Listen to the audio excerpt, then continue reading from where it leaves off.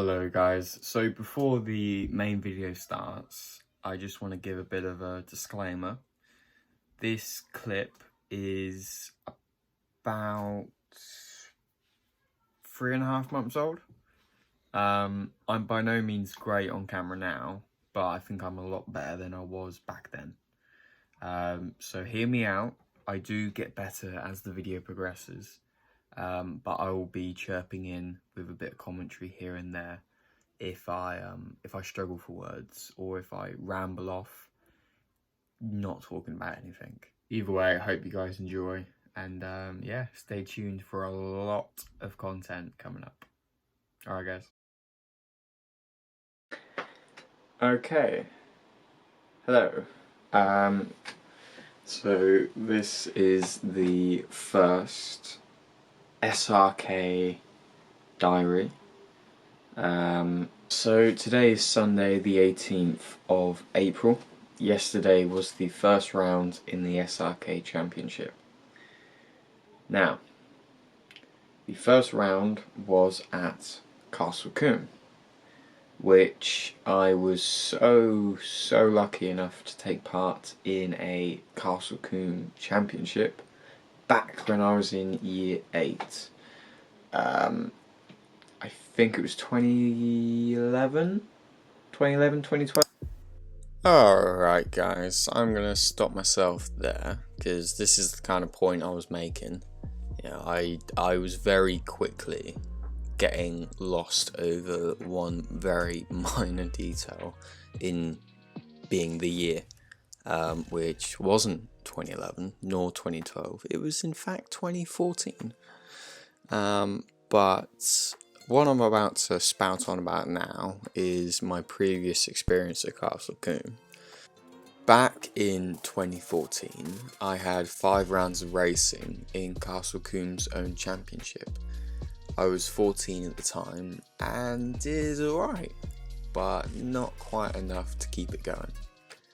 Fast forward to late last year, pretty much since my 21st birthday, and I've been really knuckling down trying to find where I can get back into competitive racing. I eventually came across the SRK, South Rental Kart Championship. I'll get to travel to a lot of major tracks around England, and as well as that, not have to worry about bringing a kart with me because the tracks provide them. So on April 17th of this year, I competed in the first round, which was held at the one and only Castle Combe. Talk about going full circle. Before we get into the day of racing though, let's go over the classes and requirements that was needed to enter. So there are 3 classes on offer to racing: the weighted pro, the weighted amateur, and finally the open. I wanted to compete as high up as I could to try and get the most learn in the least amount of time. It didn't prove to be a mistake, but I certainly did learn a lot. Anyway, because I didn't have any recent racing experience, we agreed I'd race in the weighted amateur class, but be under review for the opening rounds. So, the weight, well, for the pro and the amateur classes, the racer must weigh a minimum of 80 kilograms. If the driver falls short of that, he or she must add additional weight to themselves, whether it's ankle weights, the seat insert full of lead, or even a weighted vest, which I decided to go for. If the driver already weighs 80 kilograms, then obviously there's no need to add any extra ballast. So I weigh 63 kilograms, and on the build up to the event, I was trialing different ways to get the weight onto me. No, I did not try and simply eat my way up the scale, because I already tried that a few years ago for something else, and it does not work. I'm not trying to brag, I'm not trying to be that guy, but for some reason, for me at least, it just does not work. And just an extra note on the open class, anyone can enter it at any weight. It doesn't matter about your experience nor how much you weigh. You don't have to be 80 kilograms for that. So I could go into that class potentially and not have to weigh. But at least at the very start for Castle Combe, I entered in the weighted amateur class. So that's the gist of the SRK. Now I might just hand you guys back to past me to talk about Castle Combe. But as soon as I got there, it was very much a situation of talking to as many people as I could, just watching the karts and seeing what I could pick up from others.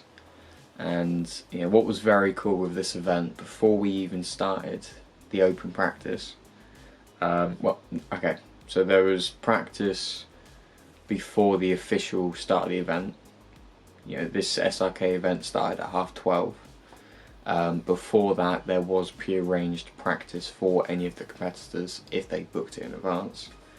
But as a part of the SRK, there was an open practice that we could all take part in, which was included in the cost for the event. So it wasn't at any extra charge. We got a practice before we competed in the heats.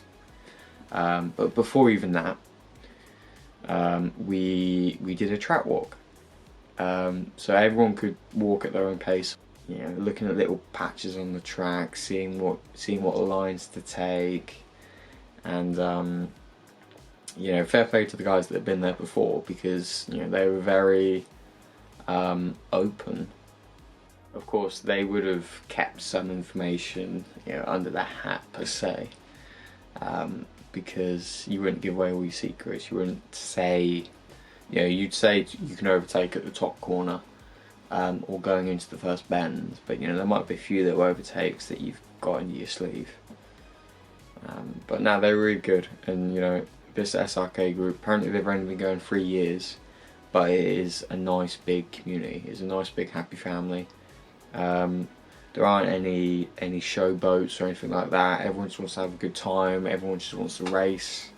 Now more than ever, hopefully coming out of this pandemic, we all just want to stay on the track. So even though I'm going to get onto it, my day yesterday wasn't the best debut you could have done. I'm still just happy to have gone racing, and a lot of the guys were the same, and that was really cool.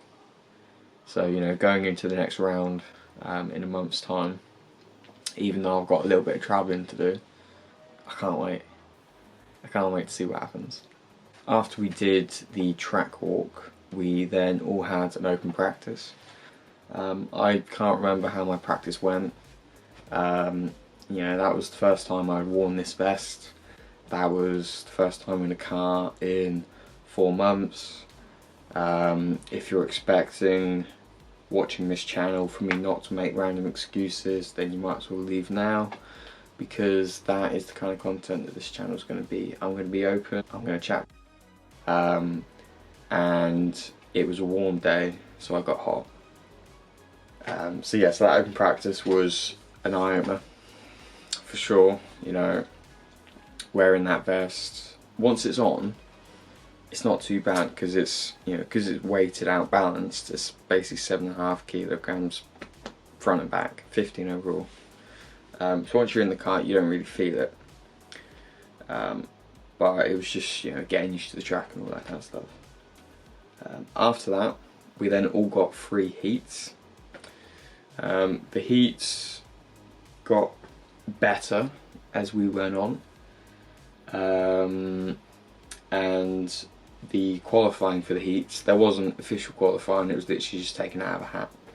So we all got 3 heats each. In each of the heats, we would start on the different rows of the grid. So there's 6 cars in each race. So in my first race, I started on the 2nd row. I started in 4th. So I started on the inside coming into the first corner. When starting on the left side of the grid, as soon as those lights go out, you have to move out to the right, as there's a tyre wall right in your path. Don't let the driver on the right push you into it. Getting past turn 1, where we had the inside line, the track then turns right, and so the inside-outside flips. Those that started on the right hand side of the grid now have the inside line going into turn 2. For those that don't fully understand the benefit of the inside-outside line, if you're on the inside going into the corner, then you're taking the shortest route through the corner, which usually means you're taking the quickest route. It's not always the case, but for this track, the inside line is king. Not only for overtaking, but for defending. But the first race was a bit of a blur. Nothing memorable really happened. It was just getting used to the track again, you know, learning where I can go flat, knowing where I can't. Those two really nice guys I met while doing the track walk, Zach and Matt, I think. They've been doing SRK since it started 3 years ago, so they know this track and they know karting.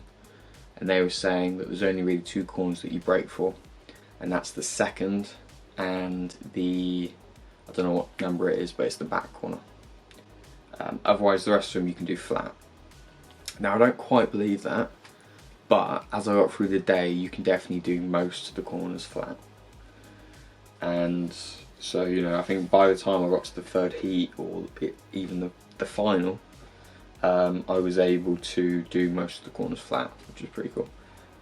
But in that first heat, it took a bit of time to get somewhere because, you know, I'm still learning the track, and then I've got guys overtaking me and all this kind of stuff. And as soon as you put that visor down, or you're in that setting, you know, as soon as the red mist descends, your game plan, unless if you're strong-minded, which I'm not yet, you'll get caught up in the moment, and that's what happened to me.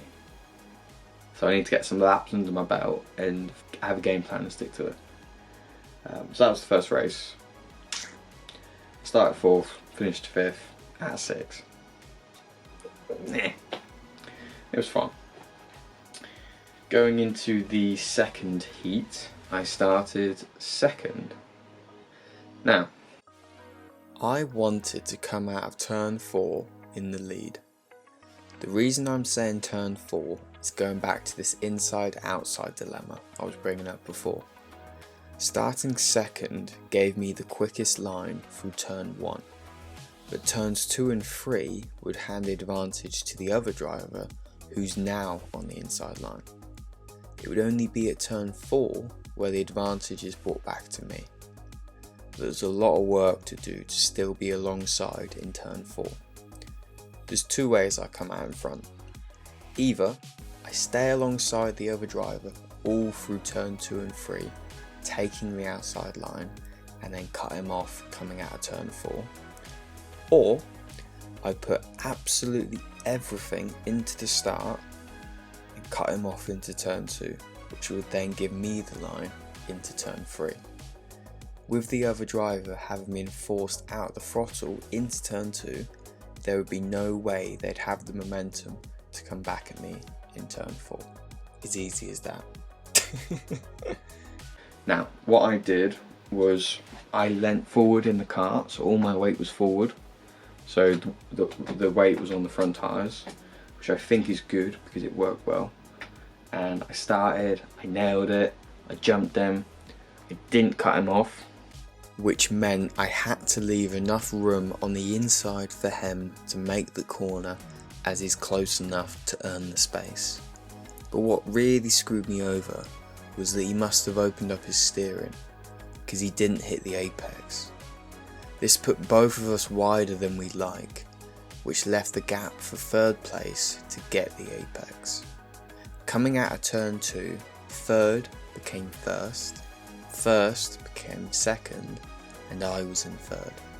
But there's more, because 4th place had literally stuck themselves to the back of the original 3rd place driver, who's now in the lead, meaning 4th has the inside line, not only through turn 2, but into turn 3. I was forced to drop out of the throttle for only a split second, because we were 3 abreast. that meant I lost a little bit of throttle coming into turn 3, which from turn 2 up to turn 6 is uphill. Anyone who's driven uphill and backed off slightly, you'll know the issue a little loss of throttle can give you. So this meant I didn't have enough speed to run alongside the 4th place guy into turn 3, and they were able to scamper away up the hill. What should have been 1st became 4th in the space of 3 corners. So that's annoying. That's really annoying. But I nailed the start. That was the one thing I wanted to achieve for that race, because I was starting on the front row, and it worked. What I could have done differently was, as soon as I saw 3rd place hit the apex, back off, then get underneath 1st place to not only cover off the 4th place driver, but then to set up the run up the hill to potentially attempt an overtake on the 2nd place driver into turn 6. Positioning is a huge part of motorsport and racing, and that's something that I'm obviously still learning. But no, I'm happy with that. It was good. In that race, as it went on, so I was in 4th. We had 2 guys behind me. My wrists were starting to get a bit tired, and just not being on the track started to show itself. And I remember I was even struggling to turn the guys into the corners, and then eventually 4th became 5th. But in the end, I did finish 5th, so at least I wasn't last. But now I'm going to talk about this vest, because my racing style, or the way that I've been doing karting sporadically whenever I want to go do it, when I turn the wheel, I like to move my body with it. So I like to, if I'm going right, I'm going to throw my body left. If I'm going left, I'm going to throw my body right to make sure that back follows me. And then I hope it's a good thing, but in my head it's good. By doing that, I'm kind of I'm helping the kart turn so that I can turn later and get a sharper angle on the turn. Therefore, if I'm carrying a lot of speed into the corner, I can keep going. Sometimes I spin out, but most of the time I don't. Now, going into this race, I'm obviously wearing this weighted vest. So I only realised this in my going into the final, but I'm going to bring it up now just because, why the f not? Because of this vest, an extra 15 kilograms is on my chest and back. My body ain't moving. No, my body ain't moving. So now, I'm turning like that and that. Okay, that and that instead of that and that. Now in my head, turning like that is as good as turning like that.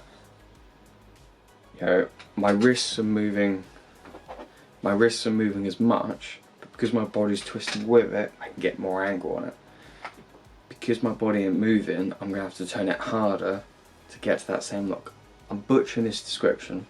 Maybe I'll do a video on it where I actually sit down and explain it when I get my new seat insert and all that kind of stuff. I'll just compare all of them. I'll do a video where I compare all of them. But I think that was one of the reasons why my wrists were aching so much. It was either that, or it was just not being race fit. It was probably a bit of the two, but because I've been doing my own training anyway, regardless of karting, I'm a little surprised that my wrists would just ache. So I think it's got something to do with that. Just in terms of my racing style, it's just not what I'm used to. It could be that, I don't know. But that was the end of heat 2. Now, heat 3. I started 6th, so I started last.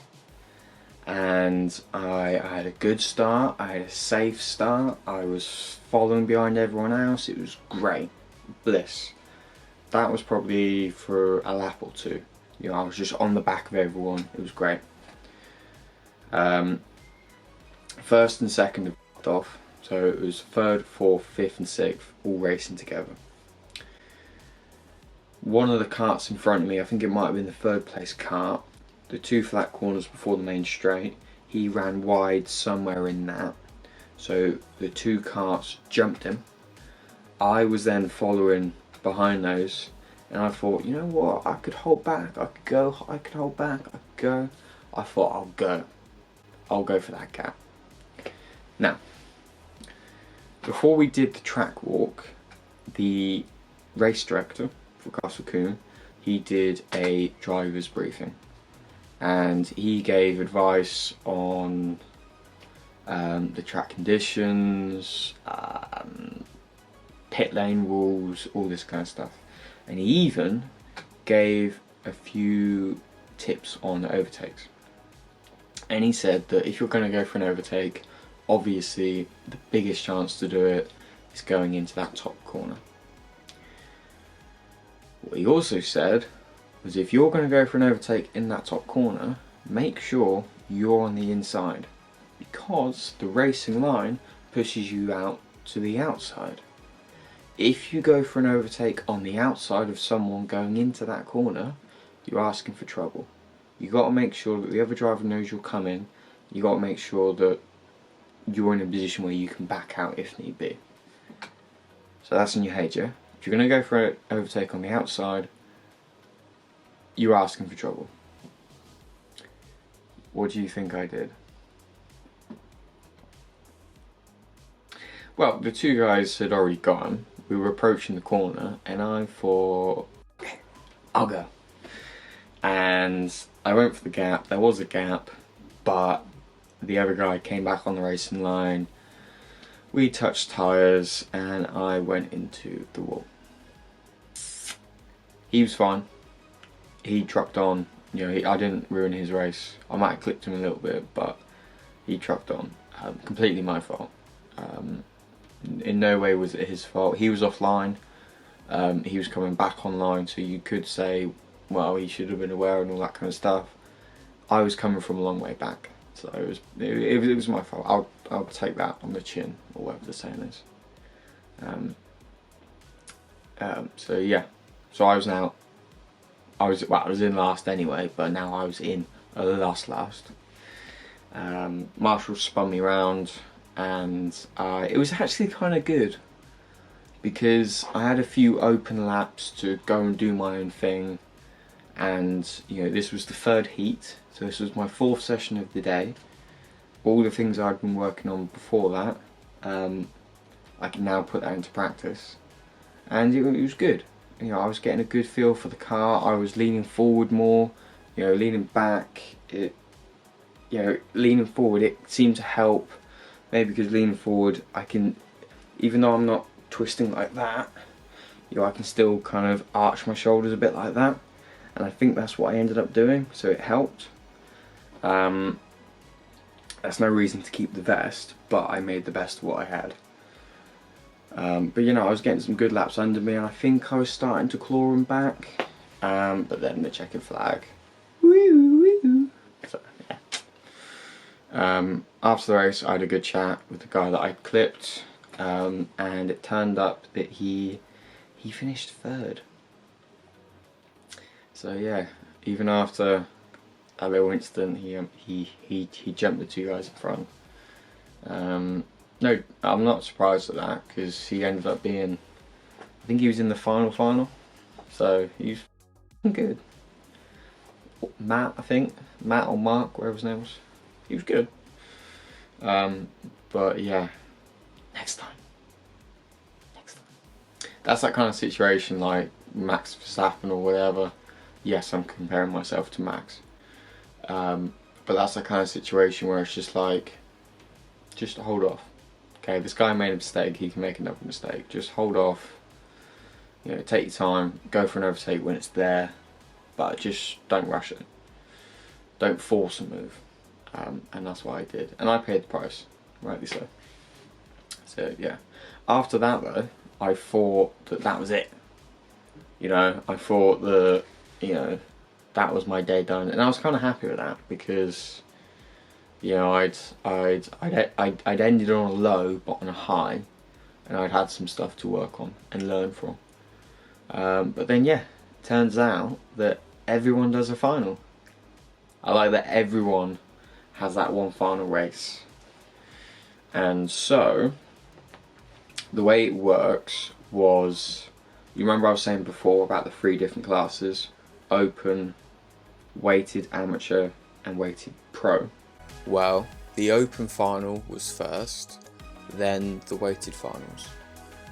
Weighted amateurs and weighted pros would race together in the finals, meaning that if an amateur won all of their heats, they wouldn't start first in the C or B final, they would start first in the A final. Vice versa, if a pro had an awful day, they wouldn't have a safety net or assurance that they'd be in the A final. Open races, however, always started in the first final, but could progress. I can't remember exactly how many races were in each final, or for that matter, how many finals there actually was, but all I can do is explain how the progression system works. So, in my example, there are 4 finals.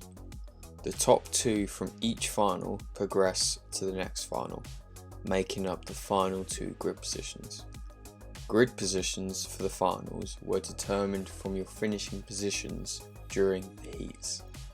The better you finish throughout the heats, the higher the starting grid. So coming into the third final, I started 4th.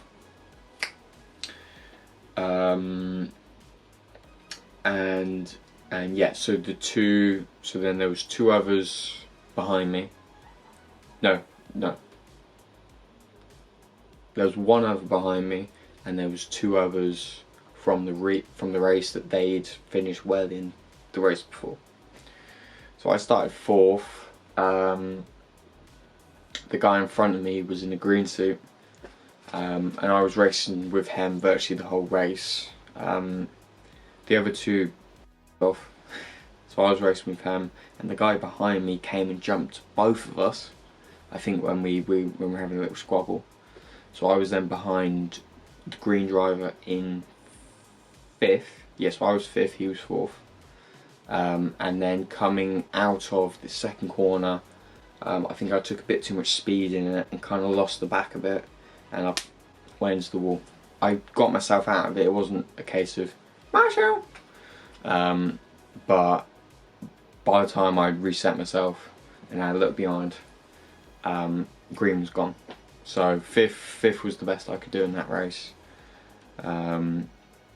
which was, you know, it was frustrating, but again, you know, having that clear space to do my own thing, it meant that I could just refine the things I was learning throughout the day, and you know, that was the end of my racing day. I had great fun watching the finals. You know, there was quite a few surprises to be had and some good moments to be had, and it was a great day. You know, I was there from just before 12:30 until 6 o'clock. You know, it was a long day, but it was a good day. And you know, like I was touching on before, it's just one big happy community. And you know, I met some really nice guys who are all varying in experience and varying in just places they live in the UK. You know, there's people that are in Bristol, there's people that are in Yeovil. There was one other in Reading, like me. There's one down in Portsmouth.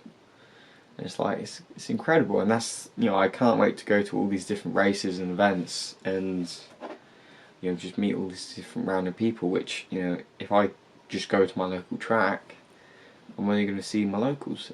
So it's nice to see a lot more people and to go to a lot more tracks. You know, I can't wait for that.